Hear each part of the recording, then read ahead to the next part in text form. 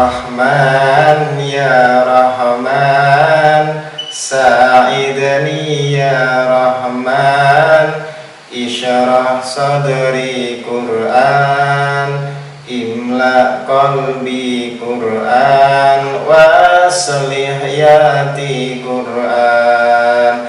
Rahman ya Rahman, sa'idni ya Rahman, Isyrah sadri Qur'an, imla qalbi Qur'an, waslih yati Qur'an. Assalamualaikum warahmatullahi wabarakatuh. Alhamdulillahi rabbil alamin, wa bihi nasta'in, wa ala umurid dunya waddin, wassalatu wassalamu ala asyrafil anbiya'i wal mursalin, sayyidina wa maulana Muhammadin wa ala alihi wa sahbihi wa barik wa sallim ajma'in, amma ba'du. Para pemirsa yang dirahmati Allah Subhanahu wa taala, alhamdulillah Ramadan telah ada di hadapan kita. Mari kita isi Ramadan ini dengan penuh sukacita. Kita harus memaksimalkan ibadah-ibadah yang ada di dalamnya. Karena memang orang yang bisa bertemu dengan Ramadan merupakan orang-orang yang mendapatkan karunia yang sangat besar dari Allah Subhanahu wa taala. Bahkan ketika nanti Ramadan sudah meninggalkan kita, Rasulullah SAW menyampaikan bahwa langit dan bumi akan menangis seiring ditinggalkannya bulan suci Ramadan ini. Oleh sebab itu, para pemirsa, mari kita mengisi Ramadan ini seperti yang Rasulullah laksanakan. Ketika Ramadan menjelang, Rasul kasratus sodaqoh, memperbanyak seperti sodaqoh dengan memberikan kepada fakir miskin dan orang-orang yang membutuhkan uluran tangan kita.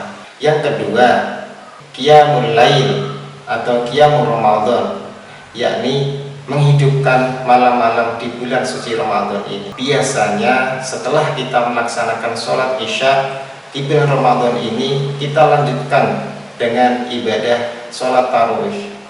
Ini merupakan salah satu bentuk di mana kita menghidupkan malam-malam di bulan suci Ramadan ini, yang insya Allah pahalanya yang sangat luar biasa.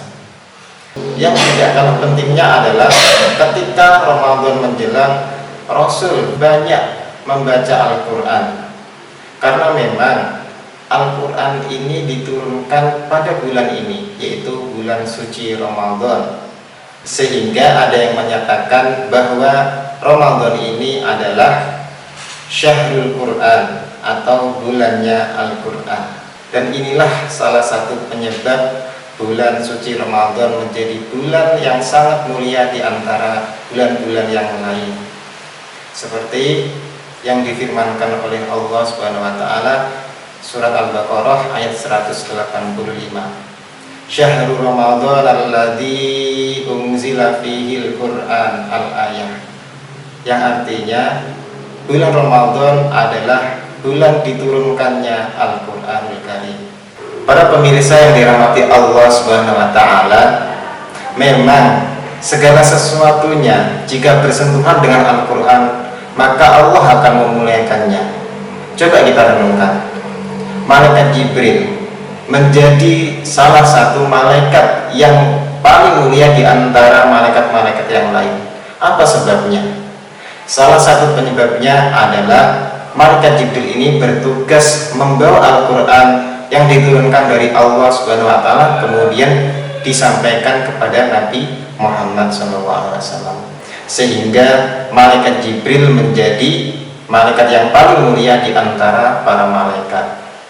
Nabi Muhammad merupakan Nabi yang paling ditinggikan derajatnya oleh Allah Subhanahu wa taala di antara para nabi. Karena apa? Karena Nabi Muhammad mendapatkan wahyu berupa Al-Qur'anul Karim. Selain itu juga masa umat Islam Masa umat Islam yang paling mulia di antara masa yang lain adalah ketika masa para sahabat. Mengapa demikian? Karena masa sahabat inilah banyak para penghafal Al-Quran, dan bahkan nilai-nilai dalam Al-Quran dijadikan sebagai pedoman hidup, sehingga menjadikan para sahabat ini menjadi masa yang paling mulia di antara yang lainnya. Ada seorang ulama yang bernama Abdullah As-Sulami. Beliau mengajar Al-Quran selama 70 tahun. Kemudian ada yang bertanya, "Wahai imam, mengapa kamu sabar selama 70 tahun mengajarkan Al-Quran?" Kata beliau, "Yang membuat aku sabar dan terus istiqomah dalam mengajarkan Al-Quran seperti sabda Nabi Muhammad SAW, khairukum man ta'allamal Qur'ana wa 'allamah." Sebaik-baik dari kalian adalah orang yang mau belajar Al-Quran dan mau mengamalkannya. Inilah yang menyebabkan aku tetap istiqomah dan tetap sabar dalam belajar Al-Quran dan mengamalkan Al-Quran. Oleh karenanya, para pemirsa yang dirahmati Allah Subhanahu wa Ta'ala, dari beberapa kisah tadi, mari kita ambil hikmahnya. Bahkan kita jadikan Al-Quran ini sebagai pedoman hidup kita. Semakin banyak kita memperhatikan Al-Quran, semakin manfaat buat kita. Alangkah beruntungnya jika kita mempunyai anak penghafal Al-Quran, di mana sudah dijanjikan bahwa anak yang menghafal Al-Quran akan memberikan 2 mahkota kepada kedua orang tuanya. Selain itu, jika kita membaca setiap hurufnya, yaitu bernilai 1 kebaikan, dan 1 kebaikan tersebut dilipat gandakan menjadi 10 kebaikan. Contoh, ketika kita baca basmalah, Bismillahirrahmanirrahim, itu ada 19 huruf. Jika kita membacanya dengan ikhlas, kemudian diresapi dalam hati, berapa kebaikan yang akan kita dapat? Begitu banyak yang akan kita dapat. Al-Quran juga menemani kita ketika kita dalam keadaan sakaratul maut. Al-Quran juga menemani kita ketika kita di alam kubur ditanyai oleh munkar nakir.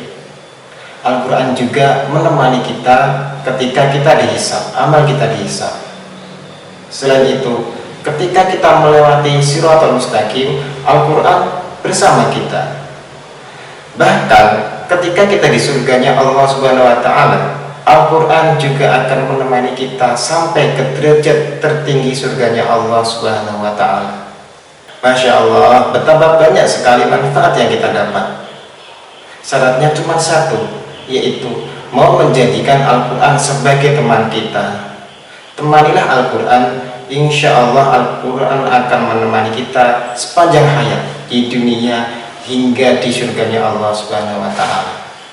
Apalagi di bulan Ramadan ini, semua amal akan dilipat gandakan.